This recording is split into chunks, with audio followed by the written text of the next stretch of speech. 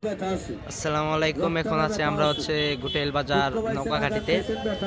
এখানে আপনার সব জগ থেকে নৌকা আসে আর কি, ফুলছড়ি গাইবান্ধা থেকেও আসে।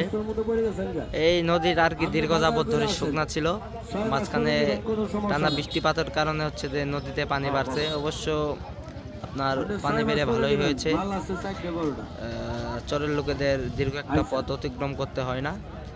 আর এখানে মনে করেন যে আপনার চরের লোকেরা এসে মনে করেন হচ্ছে যে ভুট্টা, গম, পাট, নানান জাতীয় জিনিস বিক্রি করে আর কি। আর হচ্ছে যে মনে করেন যে আর নৌকাঘাটির সাইডে আছে হচ্ছে আপনার জমজমাট ছাগলহাটি আর কি। ঈদের সামনে তো এই কারণে আপনার ছাগল উঠছে অনেক অনেক বলতে বহুতে উঠছে আর কি। মনে করেন হচ্ছে যে সামনে ঈদ উপলক্ষে মনে করেন যে অনেক লোক ছাগল কিনবে আর কি। সাইডে আছে গরুর হাটিটা এই ভিডিওতে দেখানো সম্ভব না আর কি, এই জন্য এখানেই রাখছি। সবাই ভালো থাকবেন, আসসালামু আলাইকুম। আর সময় পাইলে একদিন গোঠাইল এসে ঘুরে যাবেন।